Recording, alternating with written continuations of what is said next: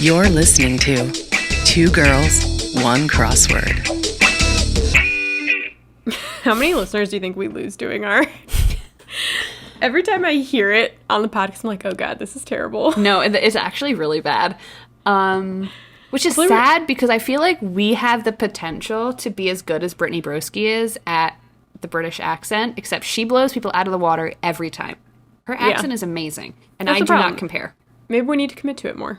We do. We need to study more. We need to start watching Love Island, actually. All right. Do you have an extra, 10 hours to spare every week? Funny you should ask. I don't know if you're in quarantine like I am, but I got nothing else going on. I would watch... Okay, if a new season came out, I would watch it, but I have no idea when it comes out. I think it's a summer thing. Listeners, let us know if it comes out in the summer. We'll watch it. If you listen to this podcast and also watch Love Island, then I feel like we'd probably get along. So please reach out to us.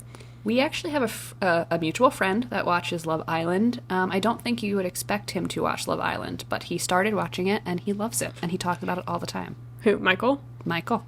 It's always... Every time you mention a mutual friend, it's always him. Anyways, we know a lot of Michael, so you won't be able to guess which one it is. Ha, ha, ha. Anyway, thanks for joining us. Welcome to another week in quarantine with the Good Evening Girls. I'm Chelsea. Grace. Damn it. Okay. Damn it. Okay. Go for it. I'm Grace. And I'm Chelsea. And this is Two Girls, One Crossword, your favorite weekly Podword crosscast. Yes, we're here. We're doing it. We're back. We're back from last week. Should we just hop right into it? I don't think we have any corrections corners this week, so... No, do it, baby. All right. Hits and shits, then. I'm going to start us off with a hit. I think you and I both really like when we see crosswords that do fun things with the grid, whether it's like there was that one year where the New York Times released a heart-shaped grid for Valentine's Day. We like when we see fun shapes. There's one where it was like a panda face or something. A panda face, right. Yeah. So the Sunday New York Times on August 30th by Olivia Mitra Frampke, I believe, or Frampke, the theme was the butterfly effect. And so the definition of butterfly effect was kind of like interspersed throughout the puzzle, but the grid made the little black squares made a fun little pattern of a butterfly, which is fun. So.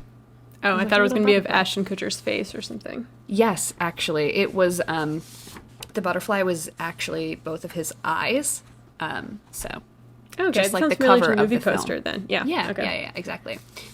Also from that puzzle, just a shout out to last episode, 29 across, psychic energy fields. And the answer is auras. Okay, listen to episode 57 if you want to learn about auras. Thank you, Grace, for a great topic.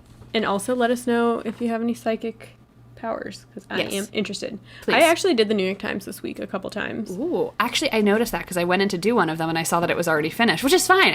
You don't usually do them. I thought I cleared it after. No, it's fine. It's whatever.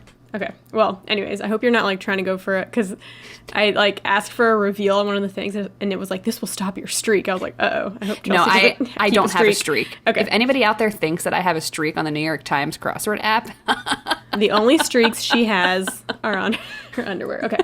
I like Stop the New York revealing Times. my secrets.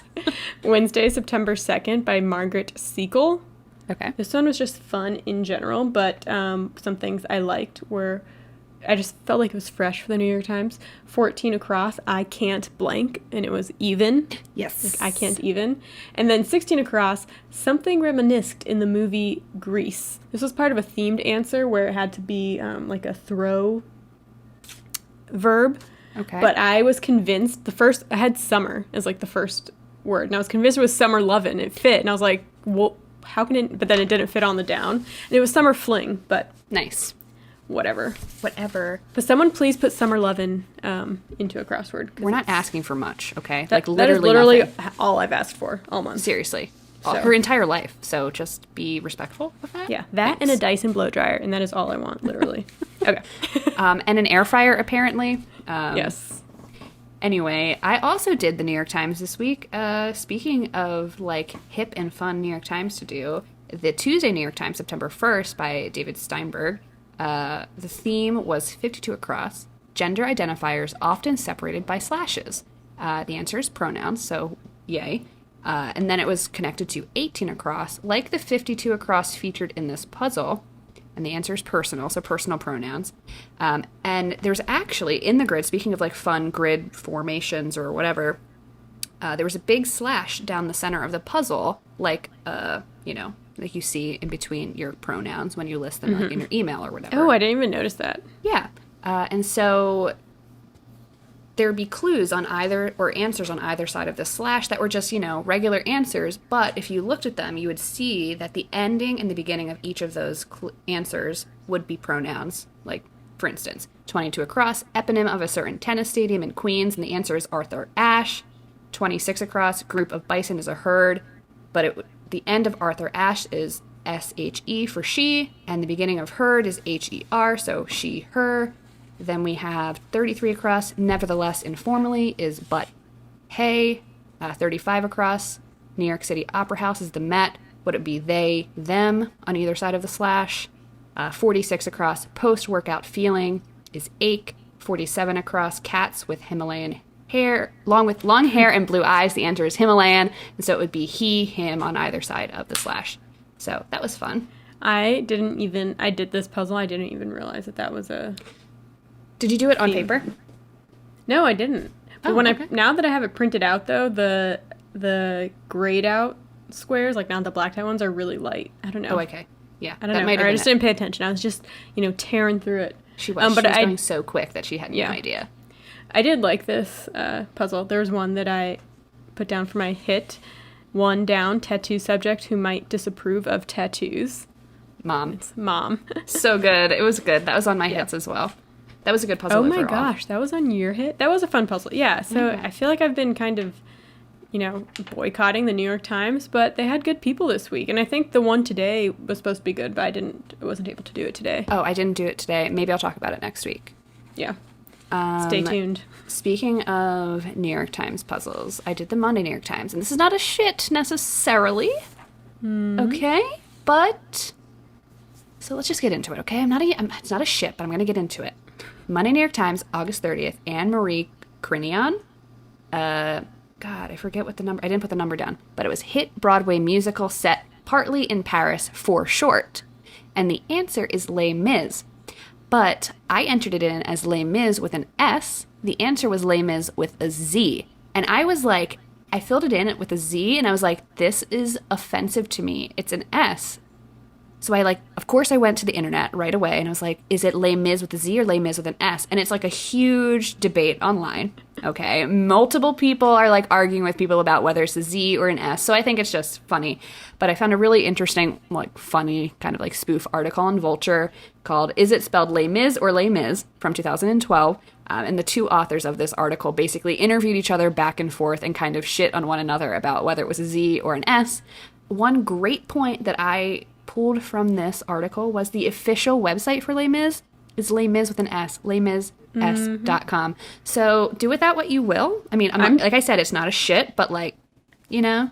It's not a shit, but you're on thin ice, okay? I am Team S as well. I've never spelled it with a Z. I'm not a barbarian. No, I agree. You can't just throw Z's. That's what you name Cozy Corner, and then you spell corner with a K and cozy with a K, even though they both already are C's, so it's still alliteration. And then you change the Y's to two double E's, or it's no, okay?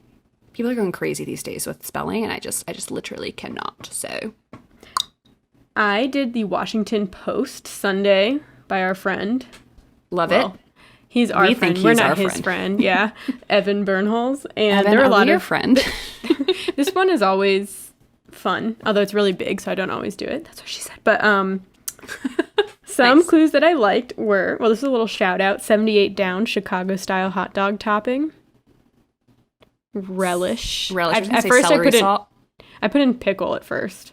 Nice. But it's relish. And then I thought this was a fun way to clue Iowa, which is crosswordese. We see it a lot because we need a word for it, vocabularily desirable. A word that has a lot of, it just rolls off the tongue. Anyway, so to clue Iowa, it was 72 down, state where the band Slipknot formed. Yes, very nice. And I did not know that, but now I do. Now you know. Yeah. There was one, I believe, in the Sunday New York Times that was it was something about John Wayne, and the answer was Iowan.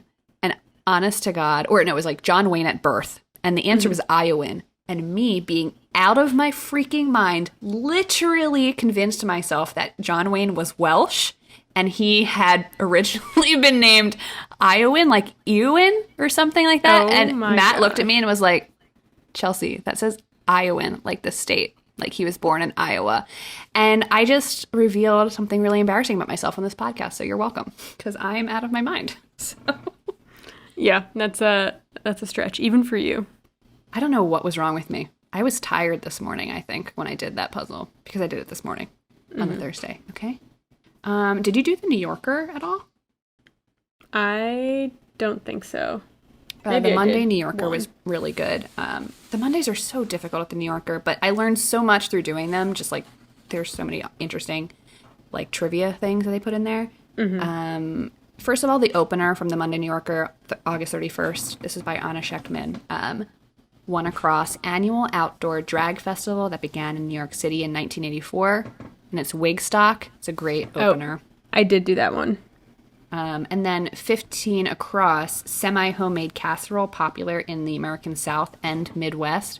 The answer is Frito pie. I knew it had something to do with Fritos. I was like, I don't know what this is, but people definitely put Fritos in some type of pasta dish. Yes, so it's like a casserole apparently. We live in the Midwest and I've never had a Frito pie. So Grace, next time you come over in like 3 years, you bring me a Frito pie. Yeah, I'm not against it. I love putting chips and stuff. It gives it a good crunch. Although I'm not a huge Frito fan, I have to say. Can we make like a Lay's original? Yes, or like absolutely. Lay's with ridges, ruffles. Let me tell you what the ingredients are. I don't know if you looked this up. Basic ingredients include chili, cheese, and corn chips. So we can be any corn chips. We don't necessarily have to do Fritos, okay? Additions can include salsa, refried beans, sour cream, onion, rice, or jalapenos. This is basically taco dip. Yeah. With the actual chips already inside. It's like a taco dip that you eat with a fork. It's just an excuse to like eat straight taco dip. White people. You don't need an excuse when you're around me. Eat whatever you want. Okay? Right, and eat however you want. If you want to eat with a spoon, if you want to eat salad with a spoon, I'm not going to judge you. True. So, yeah, I liked that puzzle overall, but I wanted to call out those two. Yeah. So that's what is that all I have? That's all I had. That's all I have. Oh my gosh. Should we flip the coin? Oh my god, I guess we should get to the coin and flip. Get right into it? Let's do it. Okay, I'm flipping the coin now.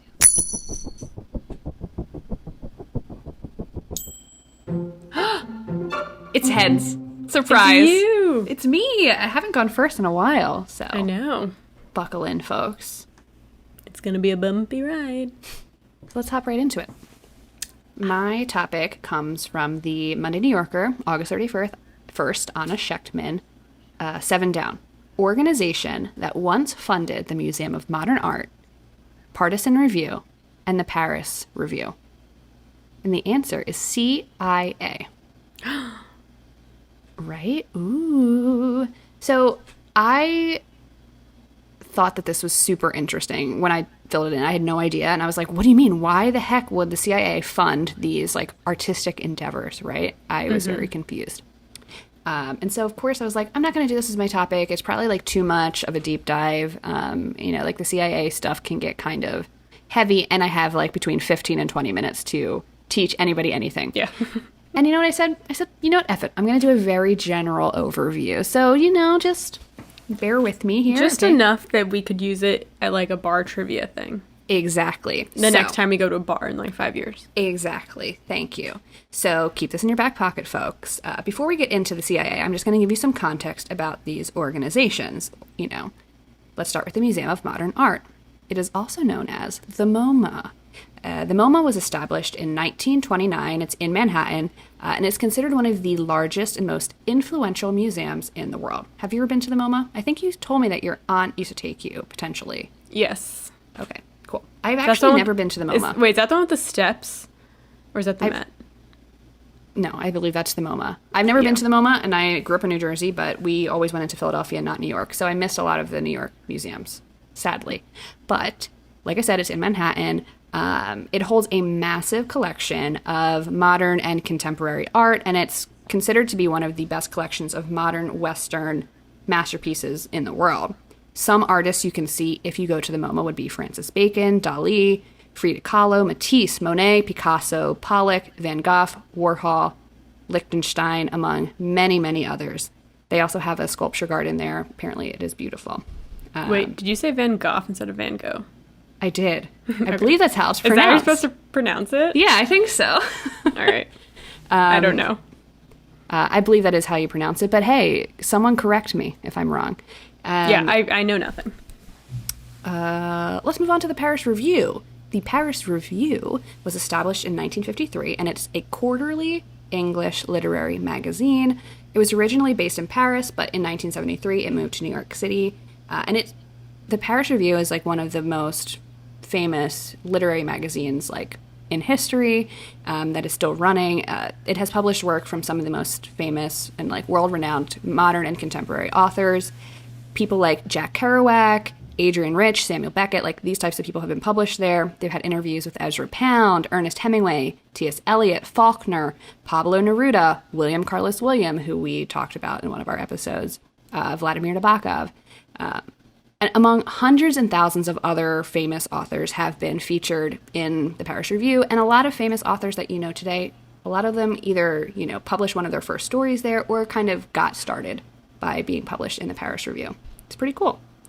So then let's move on to Partisan Review. Partisan Review was established in 1934 in New York City. It's a small quarterly magazine for literature, politics, and cultural commentary, and it was founded by the Communist Party USA. Initially, the magazine was for proletarian lit and like cultural critique and commentary, but it kind of evolved over time. We'll talk a little bit about that later. Some authors that have been published in the Partisan Review, James Baldwin, T.S. Eliot, George Orwell, Susan Sontag, and Saul Bellow. Sadly, the Partisan Review no longer publishes. They kind of ceased publication in 2003. So, now that we've covered the basics of those three organizations, why the heck was the CIA interested in any of them? I don't know, but it seems suspicious. It seems a little bit suspicious. So like I said, I am going to be just like dragging my nail gently atop the surface of a very, very, very large iceberg, okay? Like I thought you were going to say chalkboard. Yeah, no. The Titanic saw more of the iceberg than what I am going to be describing to you about why the CIA was involved in these, organizations. I got a lot of my information from like archived articles on Independent, Salon, Vice, New York Times. If you are interested in reading any of these articles, they're all amazing, super informative. A lot of them do really cool deep dives that I am not going to be doing here. Please just DM us and I will send them to you. So let's start with the Cold War. It always starts with the Cold War. It always starts with the Cold War. Okay, so the Cold War, and this is a massive, massive oversimplification, was a period of political tension between the Soviet Union and the United States after World War II. Yeah, that's right. That is true. It is not a lie. But the tension between the Soviet Union and the United States was not just political, and it was not just economics, right? It was also a clash of cultures. It was personal. It was personal, okay? So, again, more oversimplification coming your way. The Soviet Union and the Communist Party leaders basically would portray the United States as a cultural black hole in contrast to their own culture. And the U.S. accused the Soviets of disregarding the value of culture, instead subjugating art to, like, controlling policies. So the Soviets were like, Western culture sucks. It's a black hole. And then the U.S. were like, no, you are controlling culture too much and not allowing it to flourish. And so they kind of, like, butt heads. Like I said, massive oversimplification. So, of course, in the years following World War II, the U.S. saw itself responsible for preserving and fostering, quote-unquote, real culture for all Western civilization. And here is a quote from historian Francis Stonner Saunders. Quote, "The decision to include culture and art in the U.S. Cold War arsenal was taken as soon as the CIA was founded in 1947. Dismayed at the appeal communism still had for many intellectuals and artists in the West, the new agency set up a division called the Propaganda Assets Inventory, which at its peak could influence more than 800 newspapers, magazines, and public information organizations. They joked that it was like a jukebox. When the CIA pushed a button, it could hear whatever tune it wanted playing across the world. So Saunders is like an incredible historian. They wrote a whole book on the CIA's involvement in this cultural Cold War called Who Paid the Piper, the CIA and the Cultural Cold War, and it was published in 1999. So if you want like a much more thorough, deep dive into the subject, pick it up at your local independent bookstore. I'm sure they sell it. So, okay, how did the CIA like contribute or, kind of try to mastermind this whole cultural Cold War? So like the quote said, the CIA was founded after World War II in 1947. By 1950, the CIA secretly created the Congress for Cultural Freedom, also known as CCF, which I will be calling it for this episode. And the whole point of CCF was to counter Communiform. And Communiform, also known as Information Bureau of the Communist and Workers' Party, was an organization with the purpose of coordinating all efforts of all European communist parties to kind of, act the same under the guidance of the Soviet Union. It was not like a worldwide communist party. It was just like an organization that was like, hey, all communist parties, let's act the same, for the purpose of like being anti-imperialist. Mm-hmm. They were essentially trying to wipe out anti-communist sentiments, basically. And so CCF, the Congress for Cultural Freedom, was secretly, put together by the CIA to counter this effort. So, the CCF is formed to counter communism by showcasing U.S. and European high culture. That means music, painting, ballet, writing, and other artistic ventures. It was founded in Berlin, and at the founding conference, it was attended by, like, some of the leading intellectuals from the U.S. and Western Europe. Everything from writers, philosophers, critics, and historians. The CCF was headed by this guy named Michael Josselson, who was, at the point of its founding, a CIA agent, though it wasn't publicly known until much later. Well, yeah, it has to be secret. Secret. So, Josselson was integral to CCF's expansion. At the height of its power, CCF had offices in 35 countries, employed a dozen personnel, like dozens and dozens of light personnel, and published over 20 prestigious magazines. They had art exhibitions, owned news services, organized high-profile international conferences, toured symphonies, funded research, and rewarded musicians and artists with public performances and different types of prizes. All of this was done to contrast, like, real Western culture to the sham that is Soviet culture. Okay? Mm-hmm. And it wasn't until 1966 that it was revealed that CCF was a CIA operation. Hello. It was founded in 1950, and by 1966, it was revealed that the CIA was behind it all. Okay. In 1966, the New York Times ran a series of 5 articles chronicling the CIA's false front organizations and the secret transfer of CIA money to various organizations for the aim of dismantling pro-communist sentiments. The CCF was essentially a massive propaganda machine. So keep that in mind, folks. This goes so far and so deep that I can't get into it, but I'm going to give you some examples of like what the CCF was doing. Okay. There were other branches and departments that the CIA set up to kind of help them with this aim to counter communism. There was one called the Internal Organizations Division, also known as the IOD. The IOD had agents placed in the film industry, publishing houses, people working as travel writers, and as we now know, the IOD was important in promoting a new artistic movement called abstract expressionism, which is Jackson Pollock and Rothko, if you're familiar with those artists. They're some of the biggest artists that came post-World War II. And like regarding abstract expressionism specifically, there's this former CIA agent, Donald Jameson. He came out, testified, he was like, yeah, it was all a CIA thing. Whoops. So this is a quote from him about abstract expressionism. Quote, regarding abstract expressionism, I'd love to be able to say that the CIA invented it, just to see what happens in New York and downtown Soho tomorrow. However, it was recognized that abstract expressionism was the kind of art that made socialist realism, which was basically what was happening in Soviet Union at the time, look even more stylized and more rigid and confined than it was. And that relationship was exploited in some of the exhibitions. And so one could quite adequately and accurately reason that anything that they, the Soviets, criticized was worth support one way or another. What he's saying is that the CIA was knowingly aligning itself with artistic movements in order to dismantle any relevant Soviet art that was happening in, the Soviet. So they wanted to discredit Soviet art and promote anything that the Soviet hated, again, a massive oversimplification of what was happening. What kind of art were the Soviets putting out?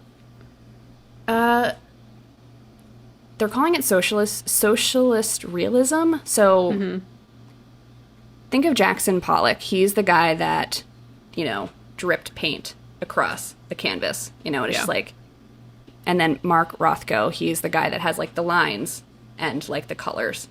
Mm-hmm. That's abstract and very expressionistic. Whereas in Soviet Russia, it was definitely more realistic. So like a portrait of an apple on a table or something. Right. And yeah, exactly. So have you seen Soviet posters from the time, post-World War II? They're very yay, communism, everything's great, love your neighbor. And that was very much not what was happening in abstract expressionism. And so the CIA was we have to find a way to kind of tell people in the West that we're better and that they should not be aligning themselves with the communists. Because here's the deal. Post-World War II, there was a lot of left-leaning intellectuals in academia, in New York, in the major cities, and a lot of them had kind of dabbled in some form of socialism, some form of communism in their lifetime. And what, the government did not want to happen, and the government being the United States government, they did not want these people to radicalize they had seen happen in the Soviet Union. And so they were trying to align themselves with the freedom of expression, and we're so free and we can do all these amazing things. By doing that, you give the appearance of freedom, whereas it was actually a massive propaganda campaign to kind of control the American people and make them think that we're free and we're different from the abstract. Soviets. Right, we're a democracy. So yeah, very interesting. And so then we're going to get into this term. There's this term that is often used when discussing the CIA and how they pulled off this whole operation without alerting any of the artists as to what they were up to. And it's called long leash. I'm just going to pause here. There's, contrast in the theory about whether or not the artists involved in this movement, this abstract expressionism, or even musicians who were kind of being promoted at the time, the Boston Symphony was flown from Boston to Europe to kind of tour around. But that was all part of this operation by CCF. Did they know what was happening? A lot of people didn't. Some did. Some did, but a lot of people didn't. In order to kind of, put distance between themselves, the CIA, and the artists that they were kind of exploiting and exploiting their work, they used this thing called long leash. And this is from historian Saunders, who we talked about earlier. Matters of this sort could only have been done at 2 or 3 removes, which means the CIA was 2 or 3 connections removed from whatever artist that they were exploiting at the time. It couldn't have been any closer because most of them, the artists, were people who had very little respect for the government and little respect, and in particular, none for the CIA. So, to quote Sanders again, this whole thing became a, quote, vast jamboree of intellectuals, writers, historians, poets, and artists, which were set up with CIA funds in the 50s and run by a CIA agent. So, a lot of these artists, or, symphonies, or, museums, they were getting all these cool exhibitions, or being toured all around the world, or they were given money to kind of make paintings. They were given money through the CIA, but through a different person and a different person. And they kind of had to be 2 or 3 people removed. So crazy. They didn't know. They didn't know. Supposedly. Some did, some didn't. Another quote from Saunders. Whether they liked it or not, whether they knew it or not, there were few writers, poets, artists, historians, scientists, or critics in post-war Europe whose names were not in some way linked to this covert enterprise. It's crazy how many people were involved. So this brings me back to the clue. How did the CIA affect the Paris Review, the MoMA, and the Partisan Review? Let's start with the Paris Review. The New York Times published an article stating that one of the founding editors of the Paris Review, his name is Peter Matheson, was in the CIA and used the magazine as a cover for his spying activities. And Matheson went on the Charlie Rose talk show in 2008 and said he, quote, invented the Paris Review as cover for his CIA activities.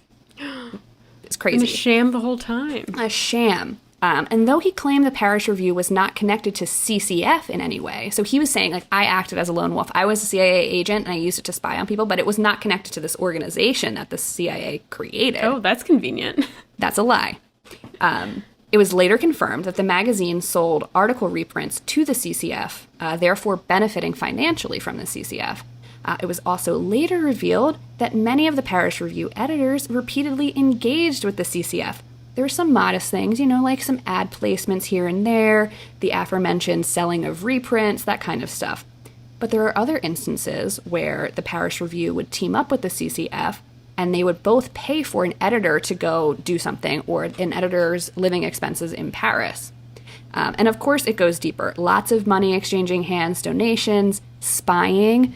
Editors would watch over writers' comings and goings and report back to the CIA, that sort of thing. And then, all of this, like I said, was, again, to stick to the CCF line of anti-communism.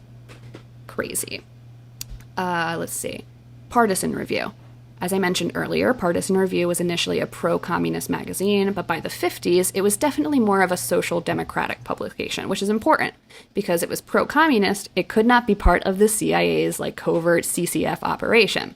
The founding editor, William Phillips, denied any connection to CCF, but it was later revealed that the magazine received funds from CCF as part of the Cultural Cold War.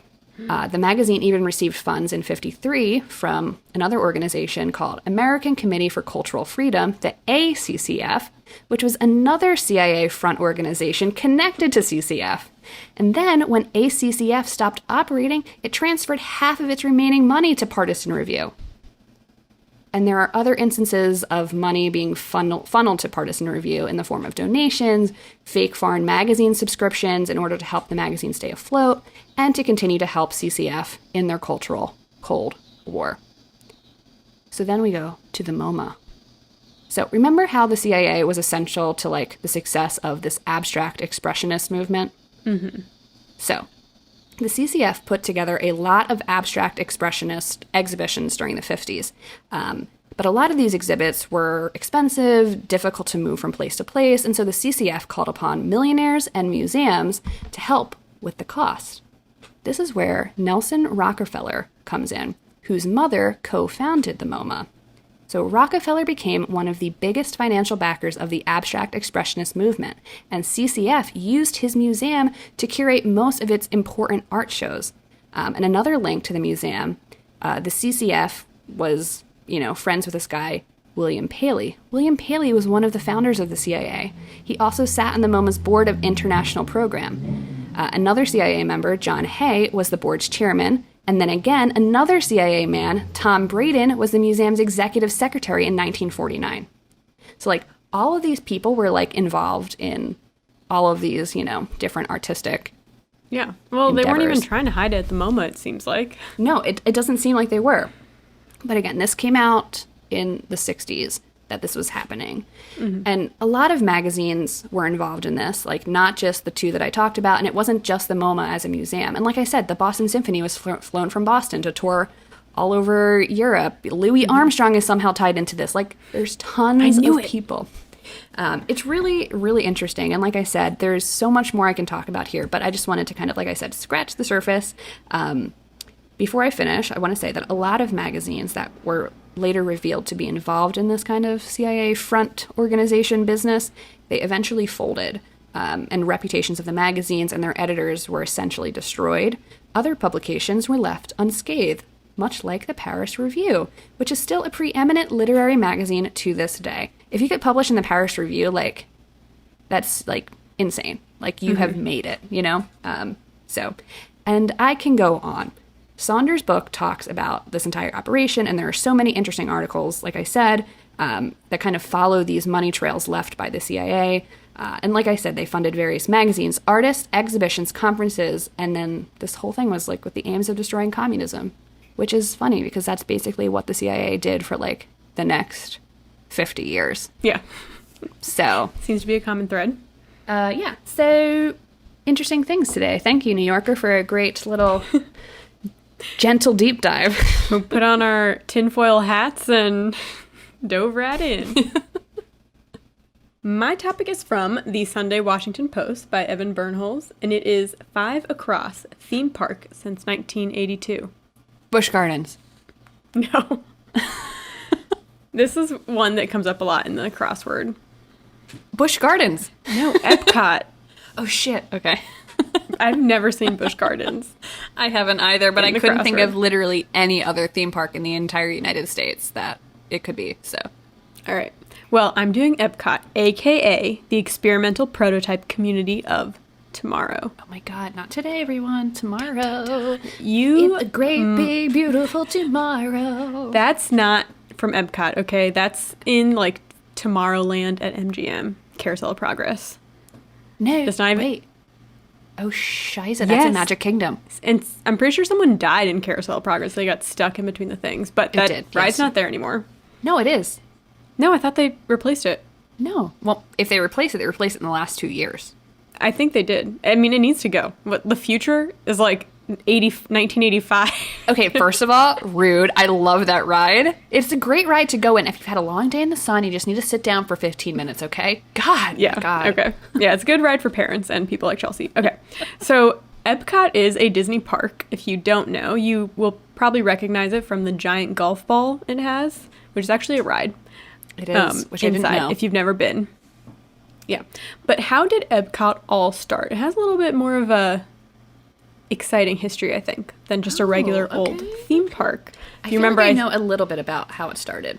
Yes. So, like I said, Epcot stands for Experimental Prototype Community of Tomorrow, and that's exactly what it was.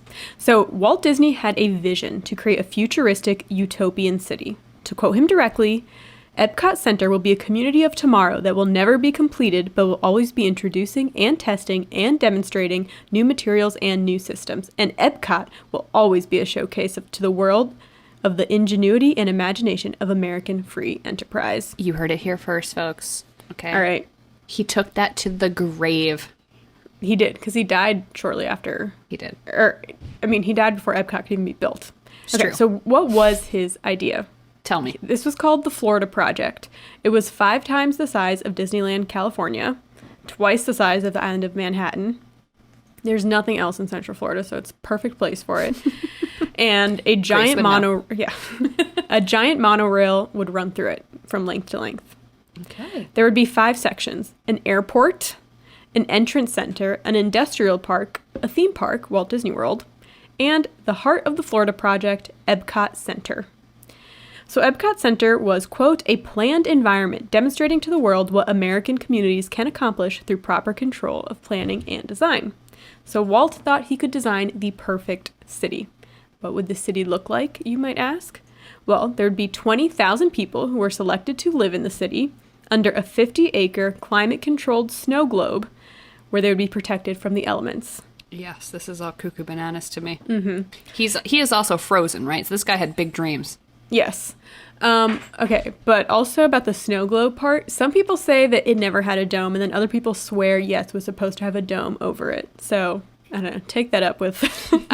I think it has a dome. Kurt Russell said that he talked to Walt Disney World and it told him that there was a dome, and I believe him. I would say that there's a dome, because Walt Disney was like... He thought big. He thought big. He didn't think small, folks, okay? He was probably thinking, I'm going to build a dome, and then I'm going to, climate control this crap and have fake, frigging clouds. Yes, and he said you could make it rain whenever you wanted. How can you do that without a dome? Yeah, not that you would need to do that in Florida. It rains all the time. Okay, so the circular shape of the city would allow the city to be laid out like a wheel, the hub of transportation in the center, with routes branching out like wheel spokes. The center would have all the businesses and high-density apartments, schools, etc., and the outer edges would have residential neighborhoods. At the very center, there would be a 30-floor tower that would serve as a hotel and convention center. And I guess at the time, 30 floors seems I was going to say 30 like floors a is lot. nothing Yeah. these days. It was tall at the time. Okay, and it actually is tall for Florida. We don't have stuff like that there. It's like, have you ever been to Dubai, honey? Like, obviously not. Shopping areas would recreate the experience of markets around the world. Does that sound familiar? Familiar? Maybe. Okay. I mean, who knows? I mean, all I have to say right now is that I feel bad for Walt because reality, baby. The main method of transportation would be monorails and people movers, which still exist in Disney parks today. They do. Yep. Motorized vehicles would be relegated to the underground roadways. And if you wanted to leave, there was only one exit. I hate this. Yeah. So they basically thought like, well, people would only leave to go on, like weekend trips or vacations. So there's one exit and you had to like, that's really the only time you would use your car. Population control. They're trying to control us. Yeah. This whole thing sounds really sketchy to me and scary. I agree. Actually, all of Epcot sounds kind of scary. And there is a movie, I'm going to look it up and figure out what it's called. There is like a horror movie about a family going to Disney World. Okay. And it's very weird and talk about abstract. It's very bizarre. Is that is that by the graffiti artist? What, Banksy? Yeah. No. Okay, because there's a movie about... I don't think so. No, it's old. Oh, okay, never mind. Sorry. Yeah. I'm pretty sure. Okay. Continue.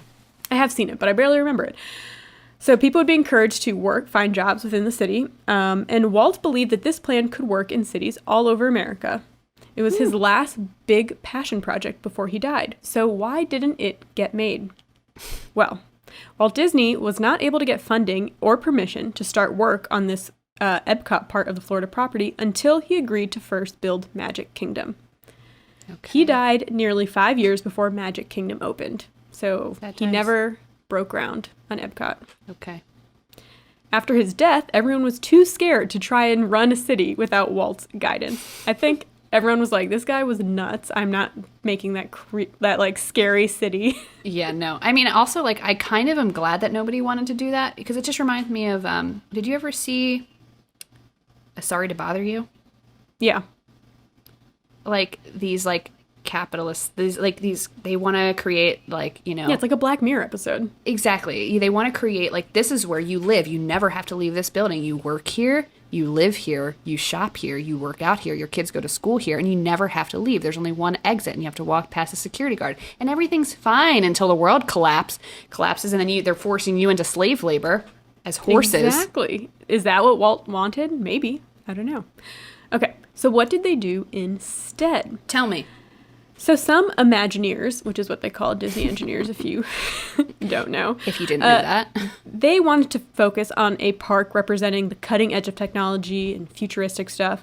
But then the others wanted it to be a showcase of international cultures and customs. Okay. So they did both. If you've ever gone to Epcot, you would know that. Basically, one half of Epcot is, quote, futuristic, and I will...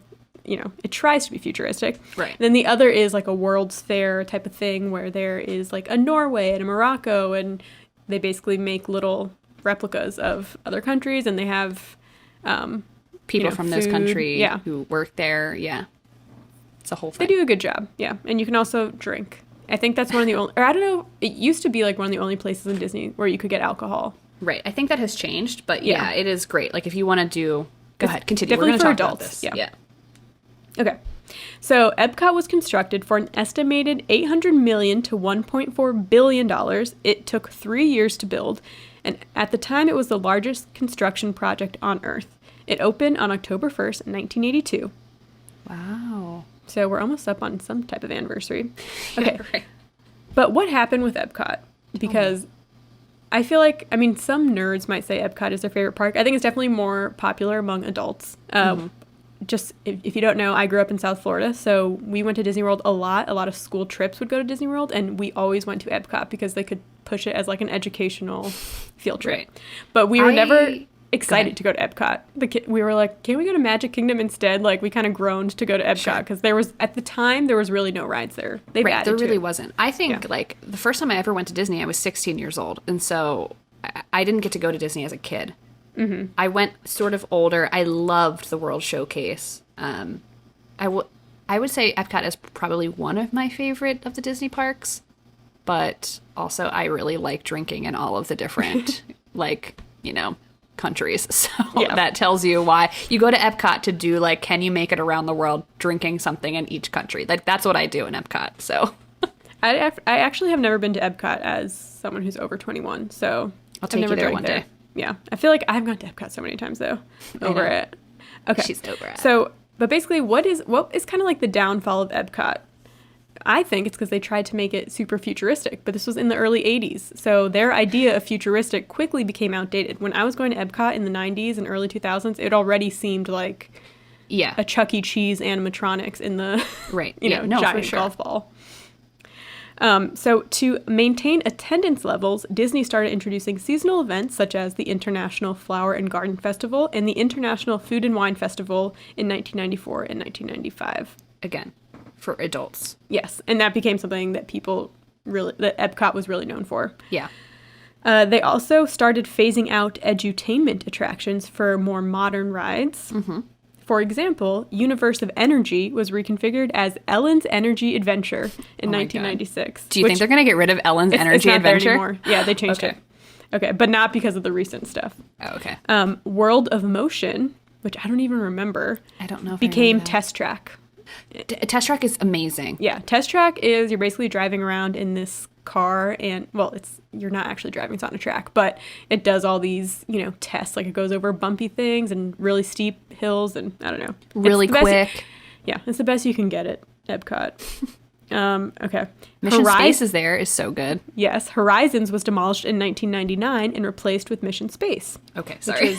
Mission Space, basically, it's like a really fancy version of the Gravitron. Yeah. And you kind of like, there's 4 of you in like a car and you have to like command in a space shuttle. Yeah. Shit. And you have to like hit buttons and stuff, but you're, pressed up against the back of the seat. Yeah. Do not go on there if you get motion sick. I learned that the hard way. Yeah, I went on when I was little, and we went there when it first opened, probably in 1999 or 2000. I went on it like 4 times in a row without my family. Oh, to be young again and not get sick. Yeah. Okay. The Living Seas was closed in 2005 and rethemed with the introduction of characters from Finding Nemo as The Seas with Nemo and Friends. Okay, so they definitely are trying to pull in those kids. I see it because when I was a little kid, I wasn't really that interested in Epcot. But they're doing what they can. Yeah. In November 2016, Disney revealed that Epcot would be receiving a major transformation that would help transition the park into being more Disney, timeless, relevant, and family-friendly, while keeping the original vision alive. Yeah. So in 2017, they announced that Epcot would undergo a multi-year redesign, which is still going on today, and the expansion plan includes introducing Guardians of the Galaxy and Ratatouille into Epcot. They also introduced, I think, Frozen into Norway, I believe. Yeah, which makes sense. Yeah, it makes sense. Because before it was just, the theme of Norway was just trolls.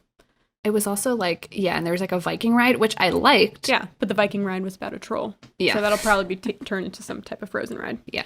Okay, but it wasn't enough. That same year in 2017, the park reported the first drop in overall attendance, ranking among the 4 Walt Disney World Resorts parks, dropping from 2nd to 3rd place for the first time in its history. Wow. In 2019, at the D23 Expo, they announced more changes. They're going to create 4 distinct neighborhoods. World Celebration, which is the home of, quote, new experiences that connect us to one another and the world around us, whatever that means. Right. World Nature, which is all about preserving nature, which will feature some Moana stuff. World Discovery, which is stories about space, science, technology, i.e. where Guardians of the Galaxy ride will be. Okay. And then World Showcase, which is what they have now with all the different countries. And this will remain the same, mostly with a few additions. France and the UK will get some Ratatouille and Mary Poppins additions, respectively. Oh my God, actually, yes, Mary Poppins, please. Thank you. I'm for that, for sure. Okay. So that is basically what's going on with Epcot today. All They're right. trying their best to become a little more hip and fresh because, yes, the golf ball ride at Epcot is so janky Oh my God. And they make you like, it seems like they're trying to be like so hip and like, we're so futuristic. And they like take your picture and like put it on like basically like a digital card you would have set on AOL at like 1998 or something. And it's like, It is. It's like trying to be futuristic, but everything feels like it's 1995. Although I guess if it came out in like the early 80s, it was probably impressive at that time, only for a couple of years. God. Okay. So Walt Disney World's Epcot community, where people would live, never came to fruition. Although some people are like, well, what about Celebration Florida? Is that like Disney City? And I'm here to say, no, Celebration Florida is a sham, okay? What is Celebration Florida? Okay, if you don't know. Celebration Florida is Disney's city. So it's located, well, kind of. It's located in Osceola County, Florida, which I have never been to. And it was built in 1994. It was supposed to be like it's Disney's city, but it was not modeled after Epcot because Epcot was all about like advancing technology and all this stuff. But this is just like, basically a gated community. It's not technologically advanced. It's not circular. And most importantly, it is not in a dome, right? Open air. Yeah. So wake up, sheeple. The buildings are all designed by Imagineers. So the downtown is all like pastel and Disney-like. Okay. But you won't find like a Mickey Mouse statue anywhere. The stores aren't Disney themed names or anything. Doesn't count. No. And then in 2004, about a decade after creating it, Disney sold it to a private equity company for $6.5 million. Oh, convenient. Gotta love it. So the town, like, this is my problem with the town. It was slated as being like Disney's city, right? Right. But it's not within a tram ride of the parks, okay? It's pretty small. There's only 7,500 residents. Most live in condos or rented houses that they live in part-time. It does have a walkable downtown and this like very cool retro movie theater, but the movie theater's been closed since 2010. There's no grocery stores, so anything you need, you need to go out of town, and there is not DoorDash it. Yeah, there's not an underground tunnel, one exit to get out of town. You can just drive out normally, but still. Oh, okay. So they're not keeping you prisoner, at least. Yeah. Then there's also the racism issue. All right, so the OG spots in Celebration were raffled off. I think it was like a $1,000 ticket you had to buy, which already sets the, price of entry high to get in. And supposedly, Disney did advertise to Black and Hispanic demographics. However, the community is 88% white when compared to the surrounding area, which is only 59% white. Okay, this is in South Florida, remember? Yeah. So some people blame it on the fact that instead of building subsidized housing inside the community, Disney opted to donate $900,000 to Osceola County, Florida, to help area residents buy houses under $80,000, which is way below the market value of any houses in Celebration. So they were kind of encouraging low-income residents to buy houses in Osceola County instead. I'm sure that was like if they had those in the contract, if they had to build there, they either had to offer subsidized housing in Celebration or like give money to residents. I also think maybe only white people would want to live in a town like Celebration. It could be honestly, that. Yeah, like I'm white and I don't even want to live there. So it had to be like a special kind of white to want to live there. You know the type. In 2016, Wall Street Journal reported that Celebration Town Center condominium owners are battling leaky roofs, balconies that have become separated from the sides of buildings, and mold spreading in their walls. Their properties have become so dilapidated, they say, they're having trouble selling them. So it does not sound like much of a celebration to me. No.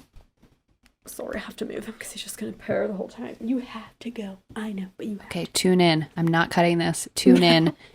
Her cat is here. Clawed onto me. Dude, chill. Okay, Arnold loves her so much and just won't let her go. He hates me all day until I record. Okay. So that's Celebration, Florida. So if you ever hear someone be like, no, Disney does have a city. It's Celebration, Florida. Tell them no, Disney doesn't even own it anymore, and it's not even that nice. Yeah, you idiots. There are some plans of opening a residential city closer to the parks, like outside Magic Kingdom. Don't fall for it. Yeah, I don't know. I mean, there's some people who really love Disney who would like that. Just join the DVC then. Like, why? Okay, so some facts about Epcot. Yes. There's so many, so I'm just going to end off with some trivia facts about Please. Epcot. Okay, Spaceship Earth, which is what that giant golf ball is, weighs 16 million pounds. And not only that, but Ray Bradbury who was a good friend of Walt Disney, conceived the original storyline and penned the original script for the ride. Thanks, Ray. So if you don't think Epcot is creepy and like weird dystopian, it is. It is. The food grown in Epcot greenhouses is actually used in the restaurants there. It is. Actually, I've done the food tour where if you go into, I don't know, if you walk into Epcot and you turn right, right away, it takes you into like just, I don't know, whatever part of Epcot that is. You can actually take a little boat tour where it'll take you like, this is how we grow food in Disney. And then you can take a behind the scenes food tour, which we've done because my dad is a crazy Disney adult. And you get to actually walk through all the fish, like the fish rooms where they grow their fish and like they grow fish. They have schools of fish that they raise, and you can walk through the greenhouses, and they actually grow. They started like, growing food from like the ceilings down, and they can like shape them into the shape of like Mickey heads and things like that, and it's like all very kitschy. So I read that they won like a Guinness World Record for most tomato growth or something. Interesting. Good for them, I guess. They're doing a good job. Okay. 2 people have died after riding Mission Space. Oh my God. I knew this. One was a 4-year-old with an undiagnosed heart condition, and the other was an older woman who suffered a stroke due to high blood pressure. So, was it, pre-existing conditions, but still. Yeah. Also, 4, I feel like 4 is a little young to go on Mission Space. They must have been a tall 4-year-old. Yeah. The score for Soarin' Over California was composed by Jerry Goldsmith, who said he loved the project so much he would have done it for free. Goldsmith's other scores include The Omen, Planet of the Apes, Alien, Poltergeist, and Rudy. Okay, so other than Rudy, he does like scary movie scores. So again, Epcot is creepy. I really liked Soarin', by the way, when it first released. And we used to wait hours to get onto that damn ride. No, that one is a good one. Okay, the Rose and Crown pub in the UK has a special machine that can cool your Guinness to exactly 55 degrees, which is the temperature recommended by the company. So I love the Rose and Crown pub there. Okay, they sell fish and chips. They do the whole thing. It's great. It's like you're in London. Oh my God.